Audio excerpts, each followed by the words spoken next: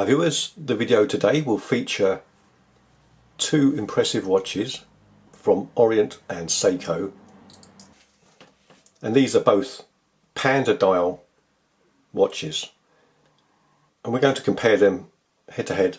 So this really will be a battle of the Pandas. See which one is the best overall. So let's have a look at these two interesting watches. Let's open the Orient box first of all.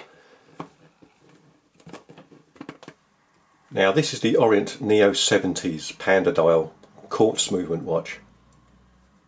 As you can see, it has a very stylish vintage look to it. And let's have a look at the Seiko.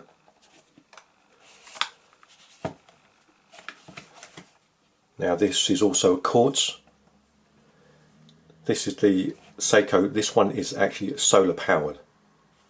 Now the Orient model is not solar, but there is one that's almost identical which is solar powered, but it has a slightly different layout on the subdials, and I prefer the look of this one. Now with the Seiko being solar, it is a bit more expensive. Well, quite a lot more actually. This retails at around about $350 and the Orient retails at around about $180. And later in the video you can see why the Seiko costs a bit more. Let's go over the specs quickly first. The Orient has a case size of 42mm diameter, lug width 22mm, the lug to lug is 48mm, and the thickness is 10.8mm. The Seiko has a diameter of 41mm, lug width 22mm, lug to lug 48mm, and the thickness is 12mm with a water resistance of 100 meters. So the specs are very similar, but the Orient does have a slightly bigger case, and of course being only 50 meter water resistant, it's not quite as waterproof as the Seiko. So let's have a quick look at these beautiful dials in more detail here. You can see the Orient has a wonderful dial, really well executed. The indices are all nicely applied. You've got a loom pip on each one. The Orient logo there is applied onto the dial, and then those marvellous subdials with those green hands on the dates, on the day and on the 24-hour clock. Really well done. It does look a lot more expensive than the $180 retail price.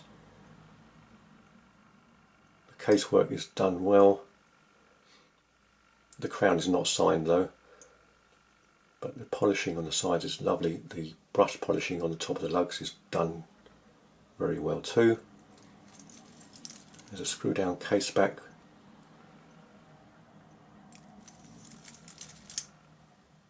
And there is, as you can see, loom on the hands. So let's have a quick look at how that fares in the dark.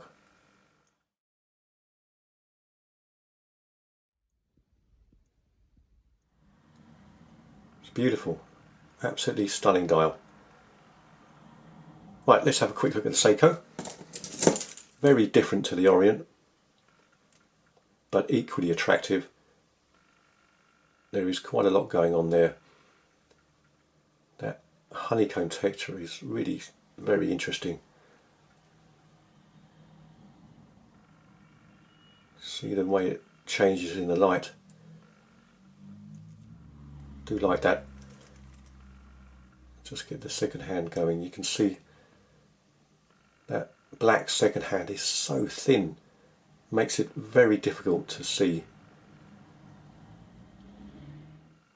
And the hands there, the hour hand and the minute hand, you can see are very thin as well, and this does make it very difficult to read in normal conditions.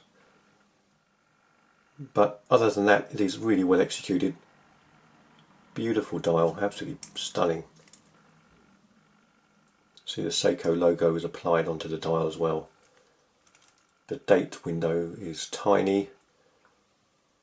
and very deep, so that's quite hard to see the date. So overall, it's a beautiful dial, but legibility is a problem in my opinion. The case is really nicely polished with the beveled edges there and the brushed finishing on the sides. Screw down case back as well. Nice brushing on the fixed bezel too. Very good quality, absolutely beautiful. Just show you quickly the loom, how that comes in the dark. It's not the best for a Seiko, it's not that strong, and being only on the hands and very thinly applied.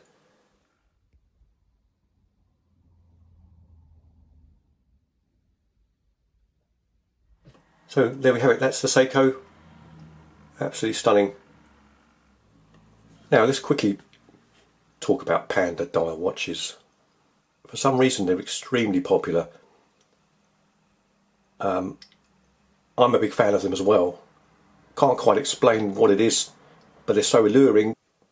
There is something very stylish about them. You've got that vintage feel, the Rolex Daytona of course, and they just have a very satisfying, attractive, aesthetically pleasing look about them, especially when you get this proper Panda rather than the reverse Panda, the white dial with the blue or black sub-dials.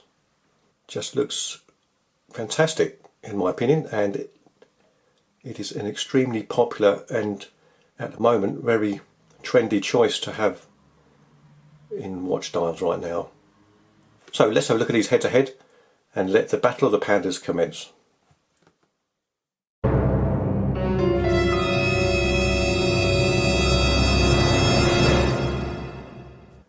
So I think the best way to determine which is the best watch overall is just to do a points system on various categories that, in my opinion, are quite important in a watch, especially a watch of this style. So I have scored each watch out of 10 on 7 different categories, and let's have a look and we'll go through that now.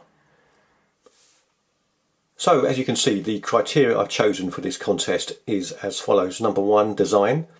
Then 2, build quality. 3, the features, the overall features of the watch. 4, the wrist presence. How does it look on the wrist? 5, the coolness factor. 6, the vintage vibe. And 7, the overall value of the watch. So let's kick off with the first category, which is design. Now, they do have amazing designs, both of them. The Orient, to me, has a wonderful balanced dial. It feels a little bit more original and authentic than the Seiko, which is, in my opinion, a much more modern dial. The Orient feels more like the original Panda dials you would have seen in the 70s, which is what they're all about in my opinion. That's what we love about them, that kind of vintage look which adds to that cool factor. I also love the markers on the Orient, and the Seiko is equally very attractive, but maybe not quite as balanced. It has a very interesting texture with that honeycomb, which is certainly fun to look at, but it just doesn't have the classic good looks of the Orient in my opinion. But it is still a very handsome dial. The main drawback that I would say with the Seiko is the legibility. Those hands are very thin.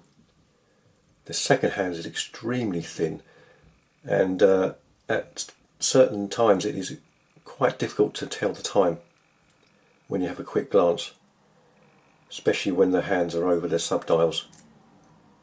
So with that in mind, the scores on design, the Orient does win with 9 and the Seiko I've given it 8. So next criteria is build quality. Well, here the Orient maybe isn't so great. It's not bad at all, I have to say, especially for the price. The case is nicely polished. You've got the brush polishing on the lugs, and it does feel pretty solid. The handset is very silky smooth when you turn it. It's a good feeling crown.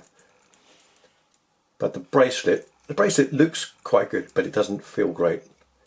And even though they don't look it, the links are actually hollow, and the end links are hollow, and you've got a pretty tinny clasp as well. So this bracelet isn't great, but this would look great on a leather strap or a NATO, so it's not a big issue. But as I say, looks wise, the bracelet looks decent, but it just doesn't feel that great. And they are hollow links, so that does detract from the overall build quality. The Seiko, on the other hand, well, this does feel much better, and you can see why it costs a bit more, because the build quality is far superior to the Orient. It's got a good weight to it, lovely brushing and polishing on the case. The crown is really good, feels very good quality and solid, and silky smooth action. The bracelet is actually very decent for a Seiko. Solid links, but again the end links are hollow. But it does feel much less rattly than the Orient. And the actual case is so well finished that this Seiko does win in the build quality. And the scores are 7 for the Orient and 9 for the Seiko. So next, the overall features of the watches. Well, the Orient isn't solar, so it does lose to the Seiko in that category, and it is only 50 m water resistant. It's not a proper chronograph, but those date subdials do look pretty cool, and they're quite useful. It's a nice, unique way of looking at the date. But the Seiko is 100 m water resistant, and it is a solar powered watch. So for features, the Seiko does beat the Orient, and the scores, the Orient gets 8 and the Seiko gets 9. Now next is the wrist presence, overall wrist appeal. Let's put it on the wrist for the Orient, and that to me just looks awesome. Great wrist presence, looks much more expensive than it is. Curved lugs, very comfortable, extremely attractive, very stylish design in my opinion, and looks great on the wrist. Let's check out the Seiko. Again, hard to fault, does look good, really does feel nice and very comfortable. Has a great presence on the wrist, does look expensive. Again, just looks $1 million. So for wrist appeal, they both get a 10. So next, coolness, the cool factor. Which is the coolest watch? Well, again, they're both super cool.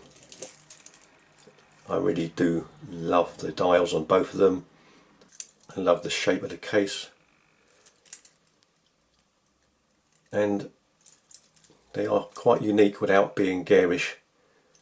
The Orient is especially cool with those neon hands on the subdials. And then Seiko gets cool points for that fascinating dial and the fact that it's solar. So again, with these, it's hard to see a clear winner on this category. So for the coolness factor, they both get a 9. So next is the vintage category. Well, for me, the Orient really does have that wonderful vintage vibe, has that feel of the Paul Newman Rolex, and it really does feel like a proper vintage style with that. I mean, it looks off-white, the dial, but it's actually slightly silvery, but in certain lights it looks cream, and it's a very classically designed chronograph style watch. So it really does feel like a vintage style to me. The only thing I would say that takes a little bit away from it is the case size of 42mm is just a little bit large. To be properly vintage style, you would want that maybe 41 or 40mm. Anyway, the Seiko again does have the vintage vibe, but is slightly more retro and modern looking in some areas. So the winner on the vintage scores is actually the Orient with a 9 and the Seiko 8. So last category is value. Now you would automatically think the Orient, being the cheaper watch at $180, would be better value than the Seiko, which is $350. However, what are you getting for your money? Well, the Orient is, yes, it's cheaper, but it's not solar powered, and the build quality is nowhere near as good as the Seiko. Having said that, it is still a very good watch for the money. It would be very hard to beat in that price range to find anything else that looks as good as this. So it is still good value. But the Seiko, okay, it is a lot more money, but for $350 you are really getting a special watch. It's excellent build quality, fantastic features, solar powered, beautiful Panda Dial, and just feels very special indeed. So for value, the Seiko just shades it with 10 points and the Orient gets 9. So the overall winner in the Battle of the Pandas is the Seiko on 63 points and the Orient on 61. They are both fantastic quartz watches, and if you're looking for a Panda Dial without spending a fortune, either of these would be a fantastic choice. So even though I have given the Seiko more points overall and have declared it the winner, if I had to choose between one to wear to scratch that itch of a Panda Dial, it would be the Orient. I just think the looks for me are just so classic and so appealing, and with the much easier to read dial than the Seiko, I prefer wearing this Orient. It just feels wonderful on the wrist and I love looking at it, never tire of looking at it. So thank you so much for watching. I hope this has been of use to you if you're looking for a Panda Dial watch, and honestly I can strongly recommend either one, and if you do find it difficult to decide, just get both like I have. You won't regret it. They're marvellous watches. Thank you so much for watching. See you next time.